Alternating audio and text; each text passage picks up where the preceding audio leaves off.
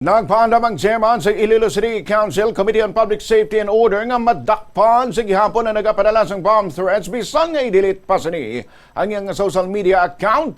Ginpahayag ni Councilor Cabaluna kasunod sang pagsinapol sang Iloilo City Police Office kay iban pa nga mga ahensya sang gobyerno may kang tanan sa sunod-sunod ng mga bomb threats. Sa interview sa Bombo Radio kay Cabaluna, iginpahayag nga ginistoryahan kung paano mas marasig nga madakpan ang perpetrator o kung ang mga tao sa likod sang nagalaptang sa nga impormasyon. Ginpahayag sini nga naghatag sang assurance ang otoridad sa pagtukib sang tao sa likod sa mga accounts nga parayon nga naghatag sang kakulba sa mga eskwelahan.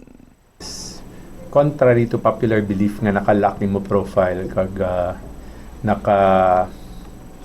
delete imo profile after the threat is salbar ka na. That's contrary to what can actually be done. There's always a way to detect you. So that's a warning, no, for those nga gobra sini nga tinanad na lang kita nga binaton lock kag i-delete after okay na ngirit-ngirit na kamo after. Rest assured na we'll use every capability nga sa pagbinuligay sa mga hensya para nga maprotehiran ang aton mga institutions. Nabalikan si Councilor Cabaluna.